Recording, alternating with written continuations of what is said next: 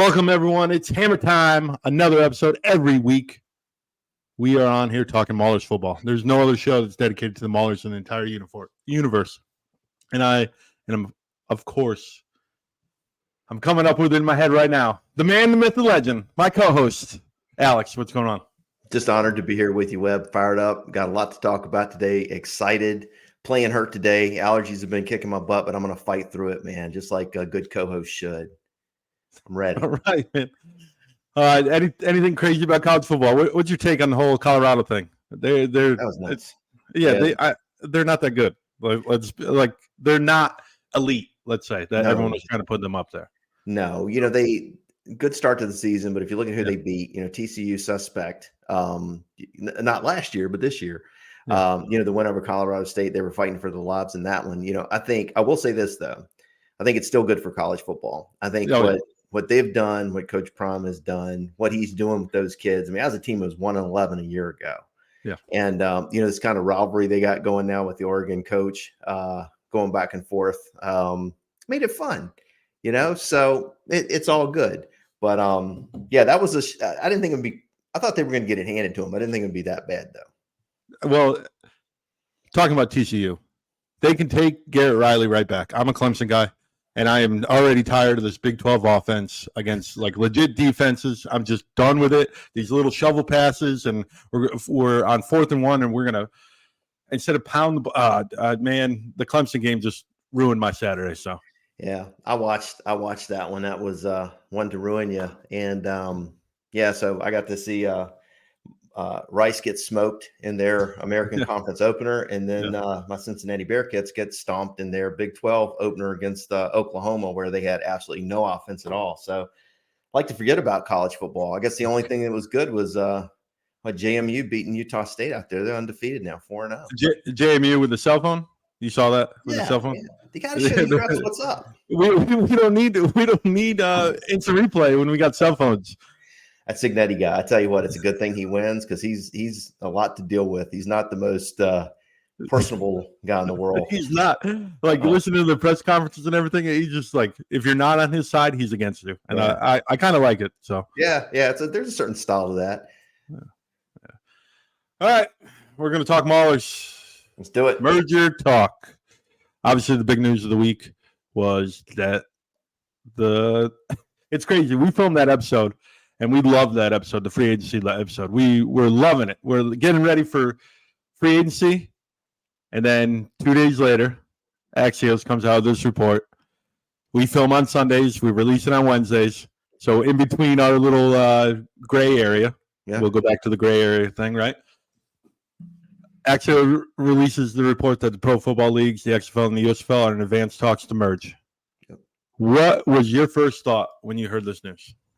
Well, I was sitting in a meeting when I got the news, and I see a text from you. And I look down, and I'm like, he's full of crap. So it's like, how can I indiscreetly answer this and see what the hell's going on? Because now I can't concentrate on my job. So I kind of slip it below the table. My apologies. No. That's more important than work. I appreciate you keeping me up to speed. Got to have that. But at first, I didn't believe it at all. And I thought this is somebody just flaring something, out there, and then or some bait. And then the more you talked about it, I was kind of like, oh, this is for real. And then when I got a break and I started looking, and it's like, there's something to this. And then I think as more of the details have emerged, interesting scenario. It's going to really be interesting to see how things play out. Maybe this week, maybe the next couple of weeks. We will see. Or not at all. That's my number one. I'm in the very little minority here. Uh-huh. I hope it never comes to fruition at all, because I love what the USFL is doing, and I don't want to mess up a good thing by bringing in something that's never made it to year 2 ever. That's right. The USFL is undefeated. We're making it to year two in their 2 attempts, while the XFL, the brand, just has not. There's a ton of rumors out there. I don't want to really get into it. The scenarios, hubs, home cities, all this kind of stuff. I'll just wait for the news. Yeah. You in agreement with that? Oh, yeah. We don't know. I mean, the fact of the matter is all these inside sources and all these people in the know, I think there are probably 3 or 4 people that know, and they're all sitting in a room and they're not telling anybody. it goes to the next point. Players and coaches have no idea. Reaching out to my sources throughout the league, Yeah. no one knows what's going on. And they're Right. like, I've talked to people that are in the union. I've talked to people that are on the teams. No one knows what's going on except the people that need to know what's going on. Mm-hmm. So what's the point of putting out more, I'm going to call it garbage, out there to misinform people on the Twitter land and social media? Yeah, 100%. And, here's one thing for the listeners out there in radio land or TV land or whatever it is, YouTube land. I can vouch Webb does have sources. So he's not some guy saying his sources said. I mean, he's got people. He's usually scooping stuff. We're getting it before a lot of other folks. So, and we don't know. I mean, the people that you're normally going to and say, hey, we're as much in the dark as anyone else. And I think, part of the fun is to, sort of project what could be, or talk about what could be, or what might work. And, that gets clicks and that gets activity and whatnot. But the fact of the matter is, every time I say insiders are saying we're moving to, 6 hubs and 1 in Anchorage, Alaska, and everybody freaks out. And it's like, chill out. Let's just wait. Well, I think so. We created this United Football Media to be a voice for the players, to give players that aren't in the NFL or coaches that aren't in the NFL a platform to share their journey and their story. Yep. I don't think we do any good as a media group if we just continue to put out the rumors that are just being heard by insider sources when we all know the insiders are Fox and Redbird, and that's it. Right. And it's probably not all of Redbird because they've got a ton of investors, and obviously it's not all of Fox. Yeah. Rupert Murdoch stepped down this week, right? Right. So like it's just a very, very few. It's a small group that knows exactly what's going on, and I think it's best for everyone to just wait. We're gonna have to, because I think we can. I've seen a lot of different scenarios out there for sure. The one thing that I would hope in my wish list, we can wait, but we can have a wish list. The wish list for me is that spring football continues first and foremost, because I do believe that, the opportunity it creates for players and coaches and support staff, there's a lot of good there. We can support a spring football league, period. And that to me is better than no spring league at all. Now, if I can get a little greedy, I would love to see a spring football league that sort of follows USFL rules. I think that the USFL got it right in terms of the product on the field. The fact you can actually kick an extra point like we've been doing since God knows when is good. I don't like the idea of having a lineup and running for a point. The XFL has almost completely tried to eliminate special teams, which when I played, when I coached, and when I watch, I enjoy all 3 phases of the game. How many games have you seen turn on a big special teams play or a big kickoff return or whatnot? All that aside, I also would love to see that the USFL or this new merger, if it happens, and listen, you got 2 votes here. If it doesn't happen, I'm happy. I'm fine with it, because I like where our league is, and I think our league's going to be fine long term because it's built that way. More on that later. But I think I'd love to see Moose Johnson running the league. I want a football guy up there. I want a football guy in the top seat. That's what we need. No disrespect to Danny Garcia. I think it's wonderful. Her story is wonderful. I think The Rock is, ultra successful. And I like that. I like their league and I like those people.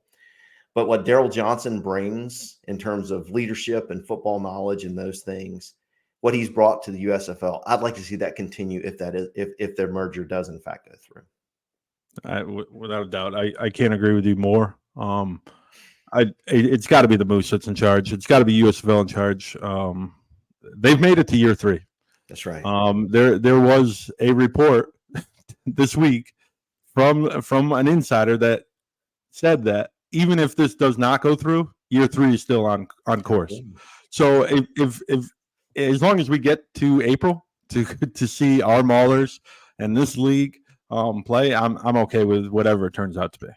Me too. I think we're nicely positioned for that too. I think the model, for as much grief as the model has caught, it allows sustainability, controlling costs, which again, we'll talk about that later. But I mean, the model has proved to work, and it's the responsible expansion into home markets, not let's put teams there and see how they seed and lose millions and millions of dollars, and then let's go do it again. listen, the hubs aren't, everybody has the desire that we'd be in our home cities. I think everybody wants that, but it's how you get there. And do you have any money left in your pockets when you finally get there? And it's a different approach. I happen to think the USFL's approach is right. I can't agree with you more. You're spot on. We're not really going back and forth here because we're in 100% agreement. Yep. And I think the biggest thing we can do is learn from the past, right? Yeah, absolutely. Absolutely. If you look back, so if we go back in the Wayback Machine and you look at sort of the USFL model, actually, a lot of people think 82, 83. The model actually came about in the late 60s. David Dixon, he was an art dealer. Wait a minute. Are we going back in our time machine? Let's go back in the time machine. Why not?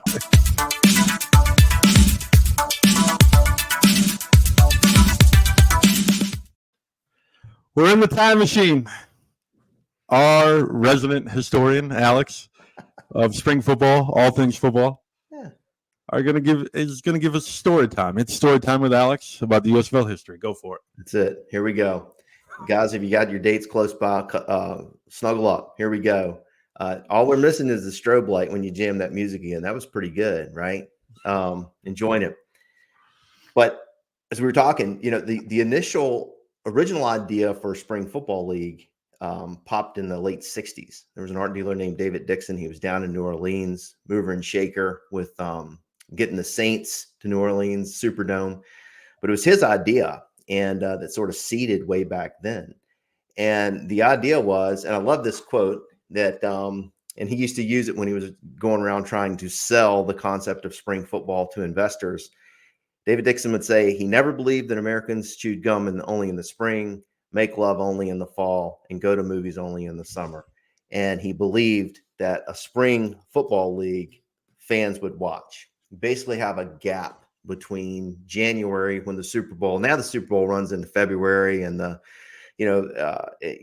season, you don't have that big of a gap between, but the Super Bowl used to end, I think it was like the second week of January. And then you had this long period from January until, September, when college and pro would kick off, because you didn't have a lot of those earlier games in college either. It was in September. So you had this 8-month period where there was no football at all. And Dixon believed that the appetite was there for spring football. And he commissioned research that proved that Americans would watch football in a non-traditional season.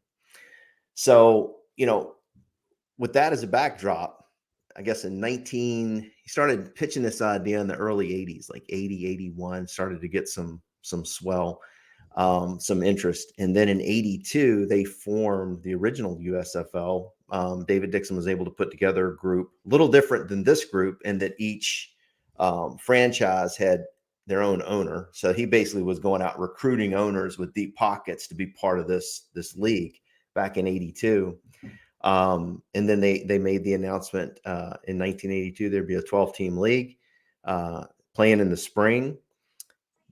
2 weeks later, ABC Sports announced that they were moving into a television network deal with the USFL, which at the time was a real coup. As it turned out, the agreement with ABC wasn't quite as good and was a little bit more limiting than the USFL had thought. But when you look at it, you say, we've got a league organized, non-traditional season. They have a TV package already. ESPN was looking for programming, right? They were a new startup. It's not like it is now. I mean, you had 12 cable channels, and you were lucky if ESPN was one of them. You're watching rodeo and billiards and everything, and they were hurting for content. So here's a spring league that's going to give you football. So got off to a really, really good start. But I think a couple of things really quickly, and then I'll take a breath and let the students ask a question here. Dixon's plan reminds me a lot of the USFL plan now. And that was controlling cost was huge. And he fixated on controlling player salary cost. That was where his model was. You control your cost for your players. You sell X number of tickets in your home stadium.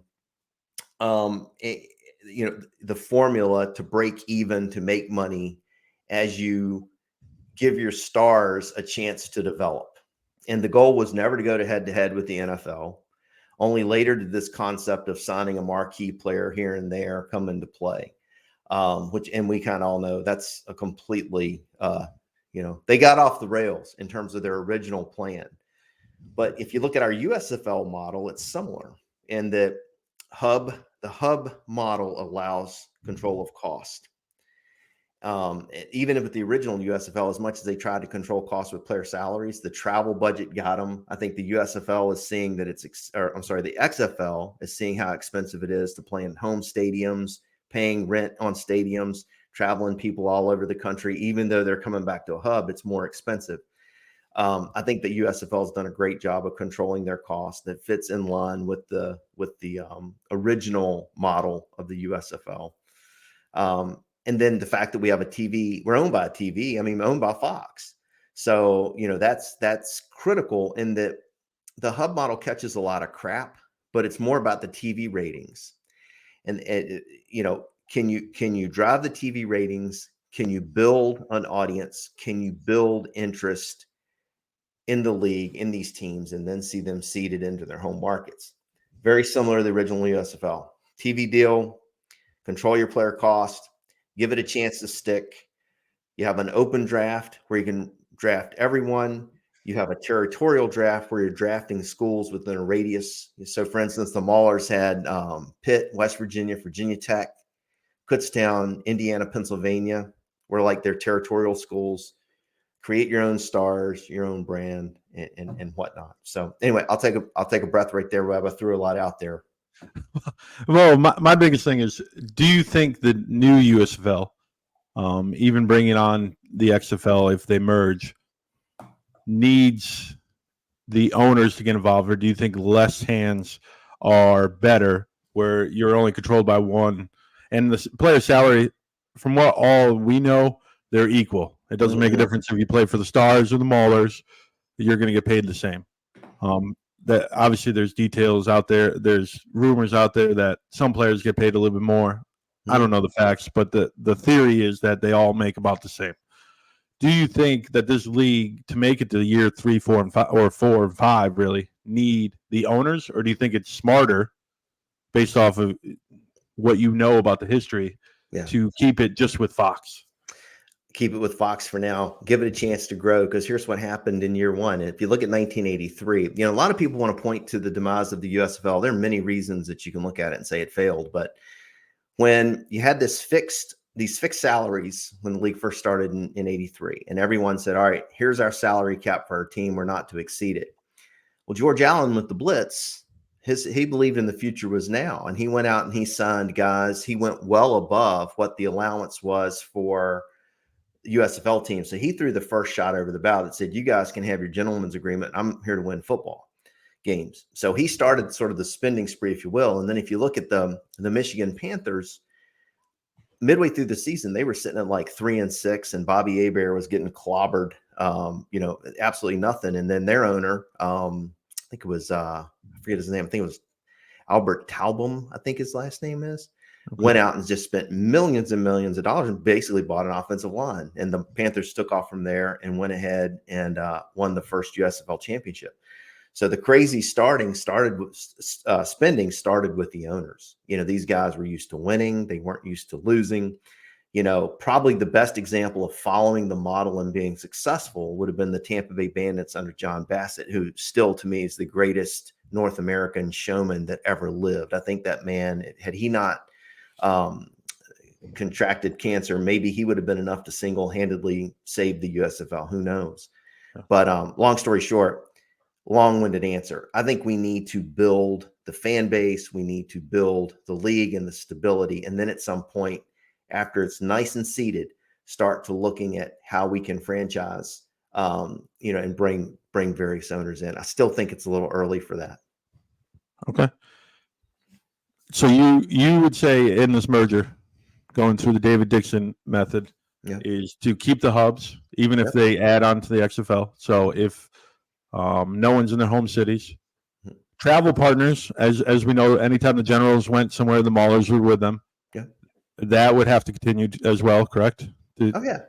Follow David Dixon and player salaries, control that, and then you've got Fox, like you said, broadcasting. If would you bring in an ESPN or an NBC's been there. Would you bring in an ESPN really, because NBC's kind of been like your partner in this? Yep. Obviously they hosted the championship this year. Like that's a big deal for Fox to be like, you know what, I'll give it to you. Our biggest game, I'll give it to you. Do you think it's smart for them to bring on Disney, who seems to be in a state of flux itself? Do you bring it into your house? I don't know.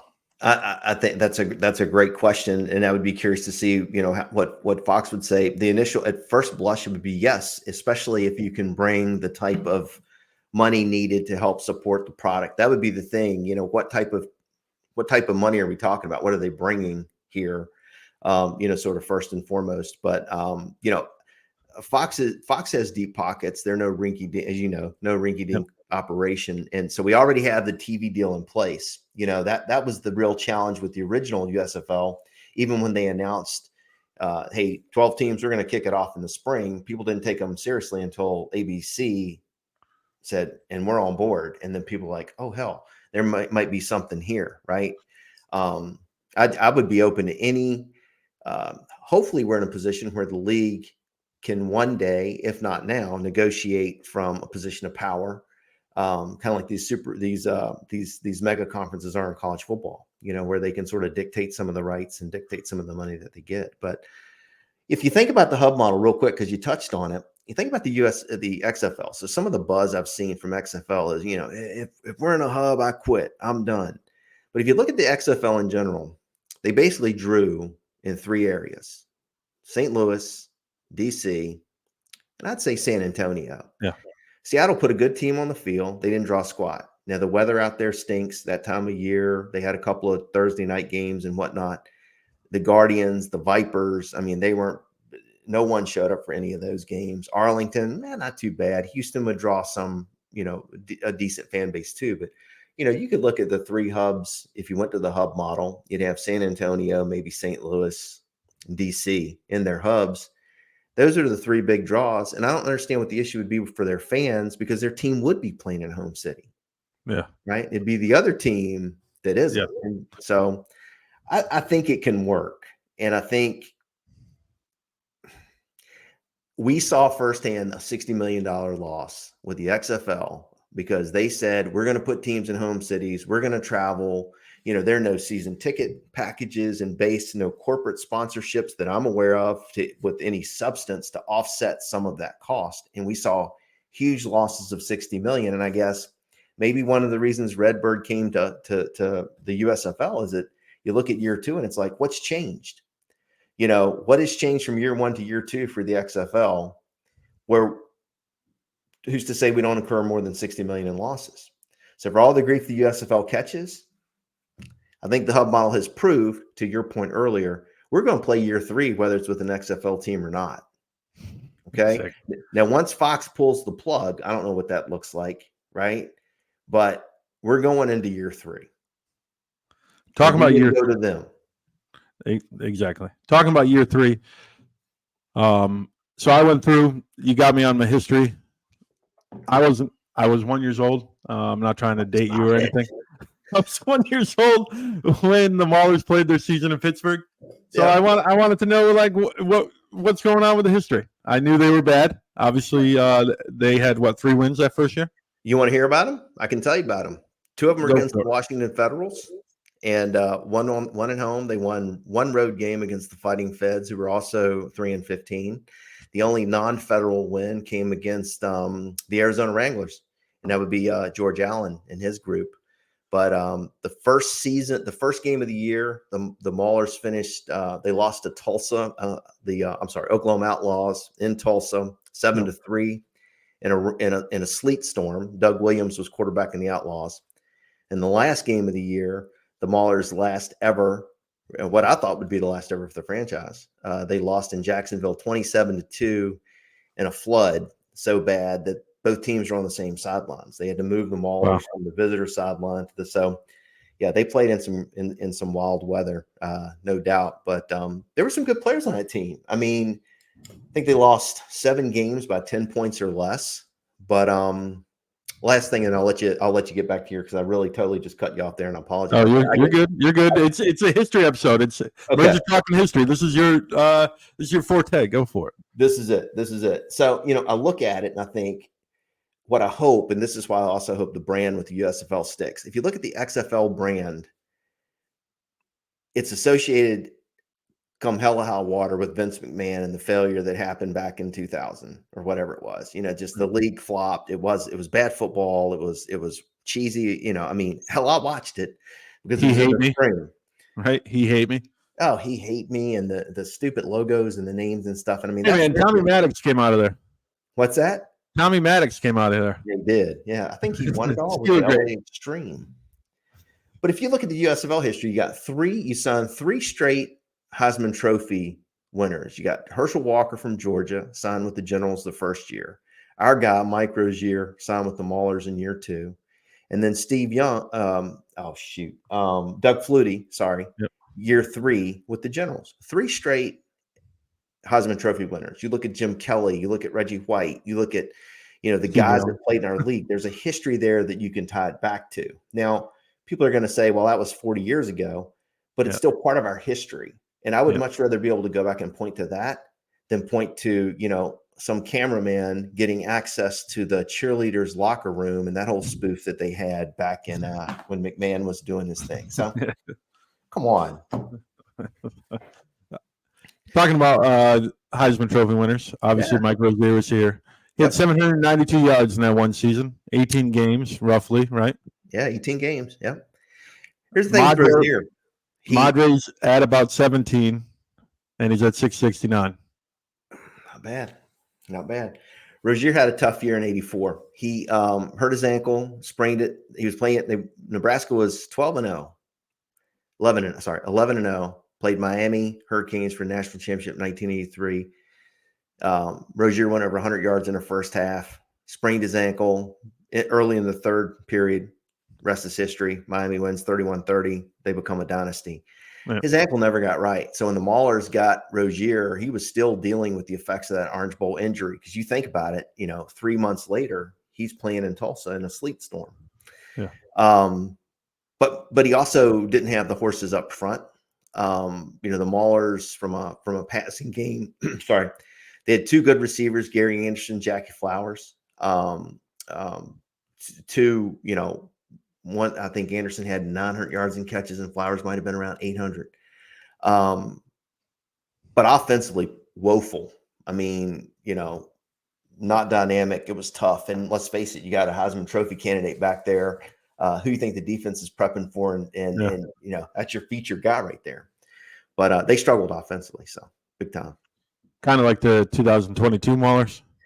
There are a lot of similarities, and even the defense. If you go back and look at the Maulers' defense from '84, they weren't bad. I mean, Sam Clancy. The number that jumped out to me was Sam Clancy, because I was like, man, he has tripled the sacks that Olive, who's the all-time modern day, in 18 games. He has tripled the sacks of what Olive has at 5 after 2 seasons. It just seems like the pass rush was absolutely amazing. You did your homework. I did. You did your homework. A lot of people don't know this. Sam Clancy was a basketball player. He's still with the organization, actually. Yeah. Or the university. He's still at the university in the athletic department. Very good research there. I saw that today too. That was hey, let me tell you about another piece of research too. I'll personalize it a little bit if you'll humor me for just a second. But anyway, when it took me 5 years to finish college because I love college so much, I figured I just needed that extra year, right? It had nothing to do with bad grades. It had everything to do with wanting to be there. I'm sure you believe that. But in my 5th year, there was a guy who was a local high school coach where our college was. And his name's Greg Dorn, played at West Virginia University, played for Bobby Bowden when Bowden was the coach there. So I told him I wanted to get into coaching after high school or after college, and he said, you're hired. So my first job was with Greg Dorn, great guy. I'm getting ready for the show today, and I'm looking at some old Mauler stuff. And I knew Joe Pendry was at West Virginia. He was the first head coach for the Maulers, as you know, and I knew he was at West Virginia. And I'm reading back through this thing about Joe Pendry. It's like 1970, he's the freshman coach at West Virginia. 1971 and 72, he's the wide receivers coach at West Virginia.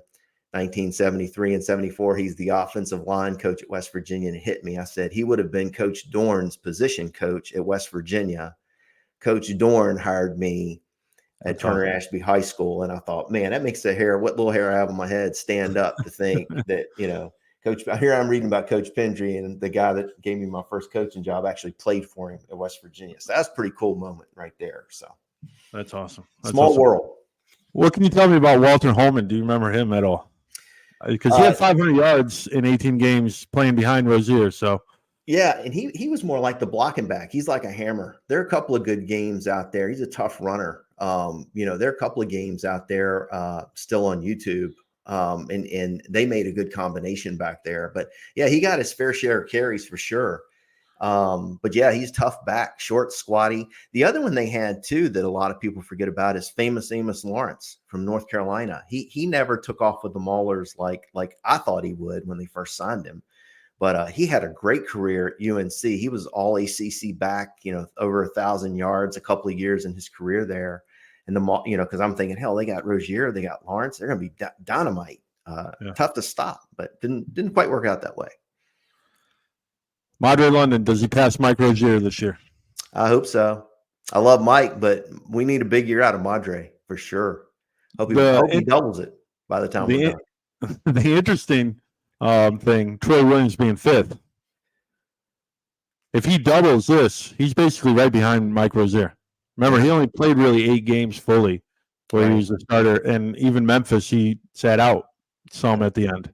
If he plays another full season, he had 341 yards. Could Troy Williams be one of our top rushers of all time? He could be. And I'd take it too, because I tell you what, Troy can hurt you with his legs, man. He's tough. He is the tough. one thing I did notice about these lists. Yep. Our receivers are pretty good, man. Yeah. So they basically, Henny has played, I believe, his 13 games. And he is already the all-time 14 games, possibly 10-4. He is already the all-time reception leader for the Maulers. Wow. That's Greg Anderson had 1,000 yards in his season. I don't know if you knew that. Same thing with Jackie Flowers.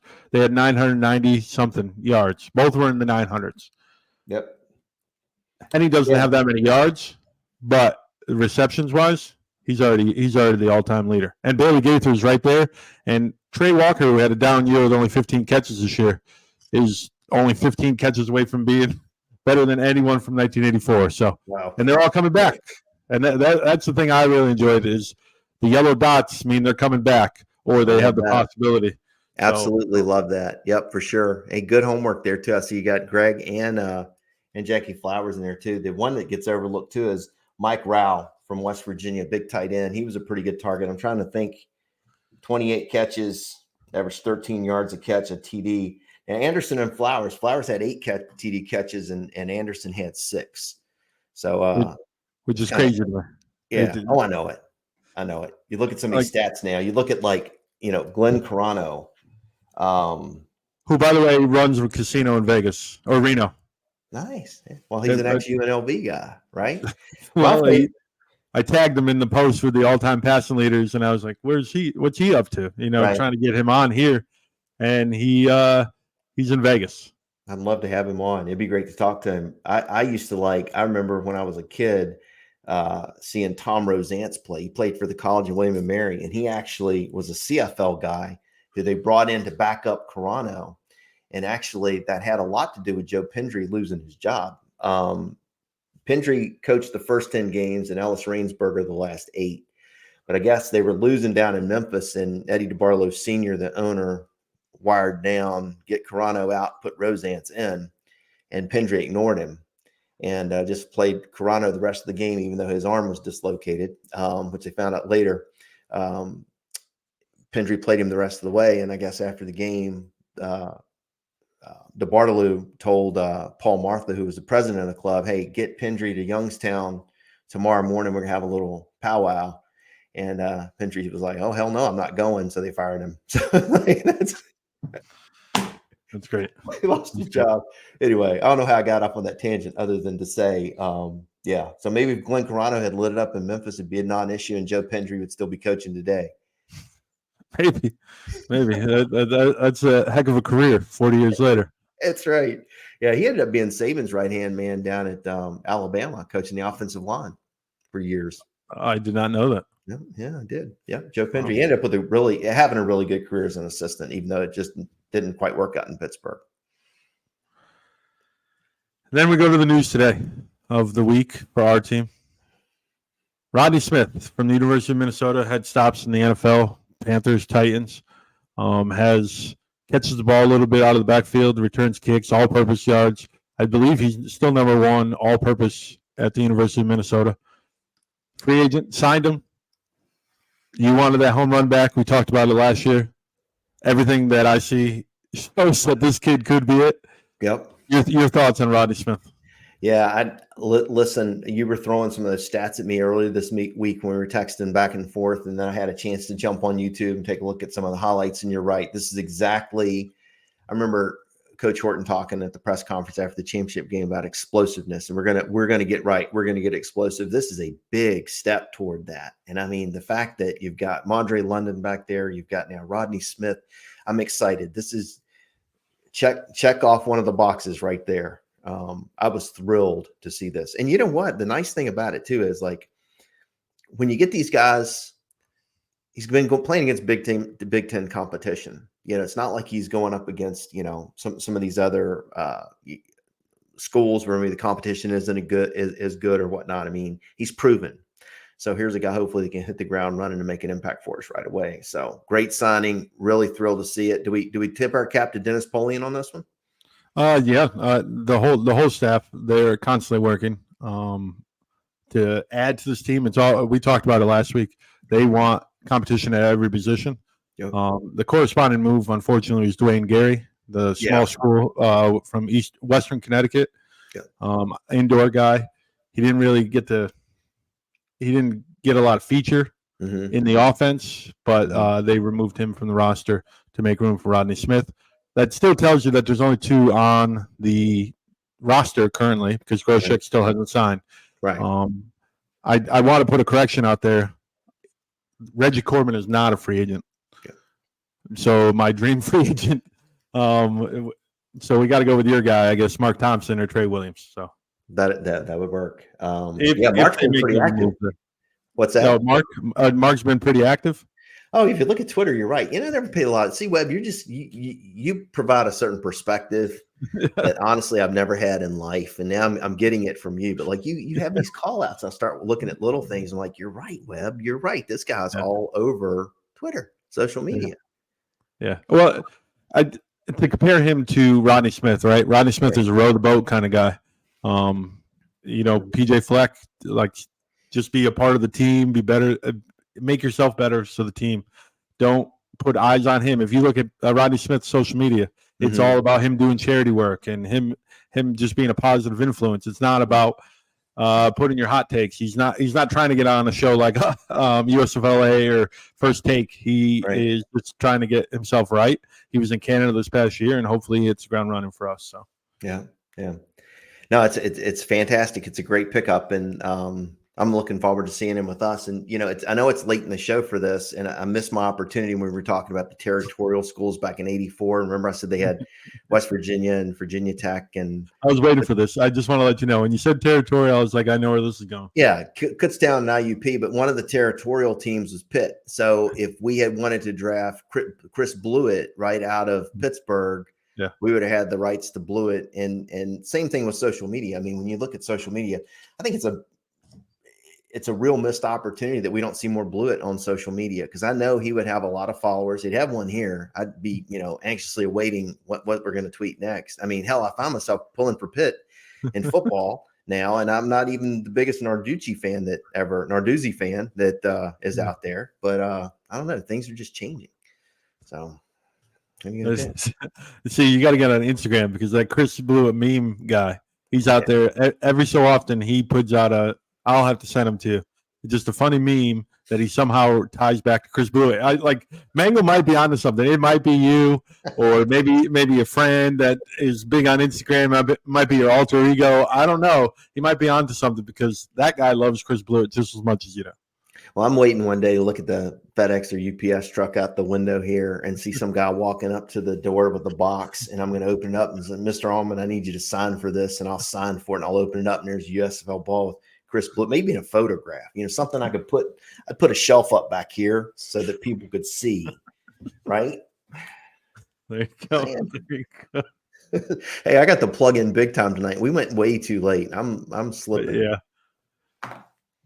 That's it. Dinner with Webb and Alex every Wednesday at 5 p.m. The only show in the world dedicated to the USFL that is every week, not just waiting for big news in the offseason.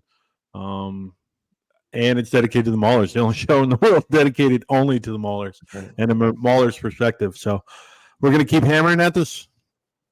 We're going to keep hammering at this. We're going to get it. And, it'll be interesting when we get together next Sunday to see what's happened, if anything. And here's the deal. You and I are in the same spot. If nothing happens and the USFL kicks it off with our 8, I'll be happy as can be. Well, free agency starts Sunday, or it starts midnight on Sunday. So by the time we film our next show, which we film on Sunday, release on Wednesday currently for the off season, we could have guys added to the roster. We could. Who knows what we're going to talk about next week with free agency, how it works? Because if you're getting rid of teams, or your mind can go in 4,000 directions. Yeah. And I didn't know they were thinking about contraction either. Well, there would be some contraction, but if you think everything I'm seeing is it could be 12. I hate to lose any teams, if I'm being honest, because if you think about it, and we've talked about it, it's the opportunity that gets cut. And I hate seeing guys lose opportunities, and not just football guys, but the coaches and the support staff and everybody. To me, more is better. But you're right. It's going to and then, hey, talk about the gray area. Zach Potter may have a field day now, depending on what these new rules are with merging teams and contracting teams and whatever. Zach will be, hell, his phone will blow up. Have to keep his phone plugged in. So that lose the battery. So you're definitely running for mayor, correct? Birmingham. I'm your campaign manager. Oh, you're my campaign manager. All right. We had Luke Miller on for USFLA this week, and we talked about that off air. And he goes, "Yeah, you probably could get a few votes, but the majority would just get hate mail." So it's kind of cool. Yeah. But just put Boogie on him. Boogie can soften him up. Boogie's licking his wounds from his fantasy team. We're not going to go into that yet. But how's he doing? He's hasn't won a game, man. Okay, hasn't won a game. Yeah, Joey Burrow. He's having a tough time, man. He's having a tough time. But good stuff. Yeah, dinner with Webb and Alex, 5 p.m. You work on your ending yet? I got an ending now. All right, you can go first. You got it? Yeah, I got it now. All right. Yeah. Well, listen. Hey, Webb, thanks for having me. I'm looking forward to next Sunday. We'll do it again. And until then, so long, everybody. Classic. This has been Hammer Time. Hammer down. Webb and Alex out.